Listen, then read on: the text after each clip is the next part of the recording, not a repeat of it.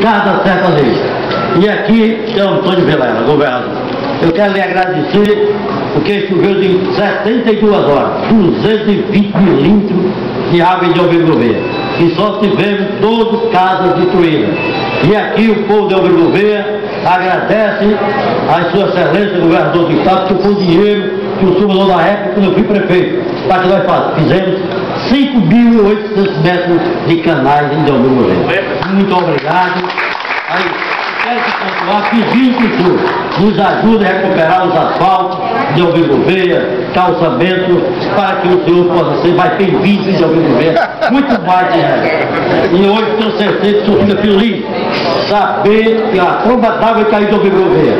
Só tivemos 12 casos destruídos. Tenho certeza que o seu coração hoje está batendo forte, porque a família de Albergue Gouveia não sofreu. Que era para dentro nós ter destruído para mais de 1000 casas. Foi 220 milímetros e o vídeo exatamente em 72 horas. Eu quero aqui, primeiramente, agradecer a Deus e segundo ao senhor que me ajudou naquela época.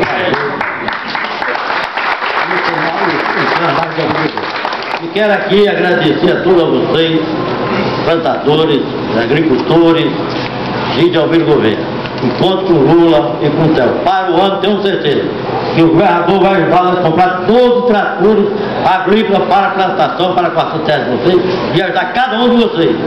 E tenho certeza que ele não vai ajudar só a mim, como a Zé Dorinha, a Roberto e todo o setor da Lagoa. Vamos confiar em Theo Vilela que ele vai fazer isso, com certeza. Conheço de perto as ações de Theo Antônio Vilela. Muito obrigado, Teodinho, por perguntar.